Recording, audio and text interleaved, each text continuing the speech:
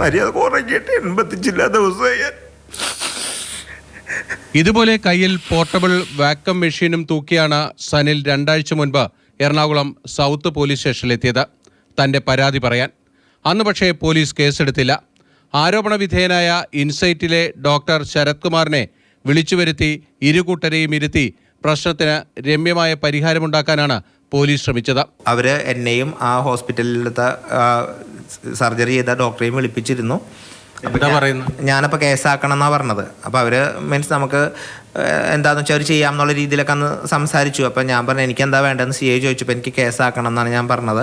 Police സ്റ്റേഷനിൽ ഹാജരായെങ്കിലും ഡോക്ടർക്ക് മതിയായ യോഗ്യതയുണ്ടോ എന്നതടക്കമുള്ള കാര്യങ്ങൾ പോലീസ് പരിശോധിച്ചിരുന്നില്ല. പിന്നീട് മാതൃഭൂമി ന്യൂസ് വാർത്ത പുറത്തു വന്നതോടെയാണ് പോലീസിന് ശക്തമായ ഇടപെടൽ വേണ്ടിവന്നത്. ഇപ്പോൾ ഇൻസൈറ്റ് ഡെർമ ക്ലിനിക്കിലെ ഡോക്ടർ ശരത് കുമാറിനെ 1-ാം പ്രതിയാക്കിയാണ് പോലീസ് കേസെടുത്തിരിക്കുന്നത്. ഇവിടത്തെ ജീവനക്കാരനായ ഗോകുൽ, കണ്ടാലറിയാവുന്ന മറ്റൊരു സ്ത്രീ എന്നിവരാണ് പ്രതിപ്പട്ടികയിലുള്ളത്. 3 വർഷം വരെ തടവ് ശിക്ഷ ലഭിക്കാവുന്ന വകുപ്പുകളാണ് ചുമത്തിയിരിക്കുന്നത്. ഡോക്ടർക്ക് മതിയായ യോഗ്യതയില്ല എന്ന് കണ്ടെത്തിയാൽ കേസിന്റെ സ്വഭാവം തന്നെ മാറും. സനലിന്റെ ജീവിതം പുറം ലോകം അറിഞ്ഞതോടെ കടവന്ത്രയിലെ ഇൻസൈറ്റ് ഡെർമ ക്ലിനിക് പൂട്ടിയിരിക്കുകയാണ്. ഇവിടത്തെ ഡോക്ടറെ പോലീസ് ബന്ധപ്പെടാൻ ശ്രമിച്ചെങ്കിലും ഇതുവരെ കിട്ടിയിട്ടില്ല. പരാതി കിട്ടിയപ്പോൾ തന്നെ പോലീസ് ശക്തമായി ഇടപെടേണ്ട വിഷയമായിരുന്നു ഇത്.